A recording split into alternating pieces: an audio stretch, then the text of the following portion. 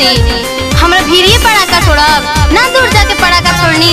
अभी हम नया नया साड़ी बक्सर से खरीद के ले आनी है। ए बउआ के पापा ना आई, इ लोग के ना रोकब रउरा।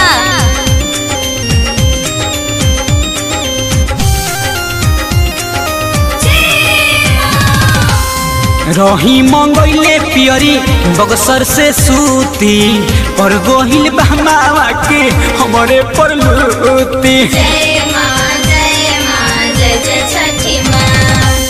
रही मंगैले पियरी बक्सर से सूती, पर गोइल बहमावा के हमरे पर लूती।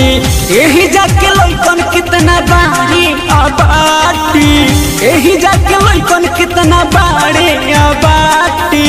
सुनी ना बलम जी उठी डाटी, सुनी ना बलम जी तनी डाटी, पड़ाका छोड़े छोटी घाटी। सुनी ना बलम जी तनी डाटी, पड़ाका छोड़े छोटी घाटी।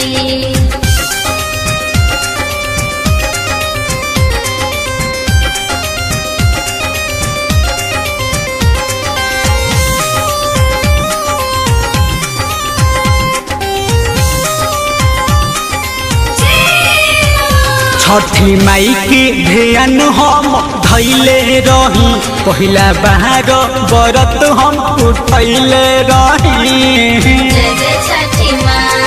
ए जी सुनो तनी, छठी माई के ध्यान हम धैले रही, पहिला बाहर बरत हम उठैले रही। गंगा माई के निर्मल धारा बहे, छठी माई के नमवे सहारा रहे।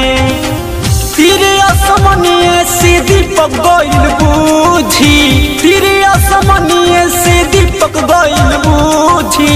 सुनी ना बलम जी उठी डाटी, सुनी ना बलम जी तनी डाटी, पड़ाका छोड़े छोटी घाटी। सुनी ना बलम जी तनी डाटी, पड़ाका छोड़े छोटी घाटी।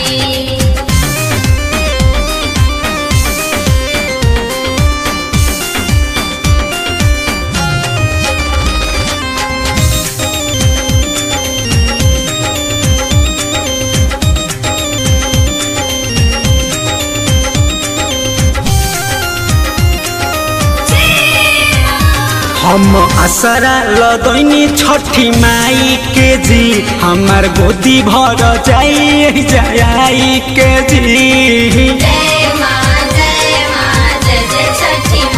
हम असरा लगैनी छठी माई के जी, हमार गोदी भर जाई जाई के जी। आजाद गोविंद बतिया के मन जाई जी, कौन लइका हो के पहचान जाई जी।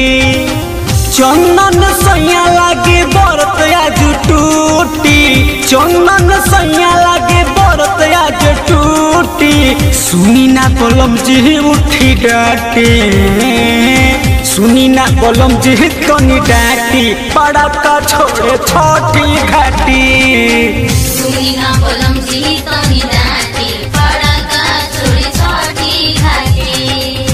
रही मंगैले पियरी बक्सर से सूती, पर गोइल बहमावा के हमरे पर लूती।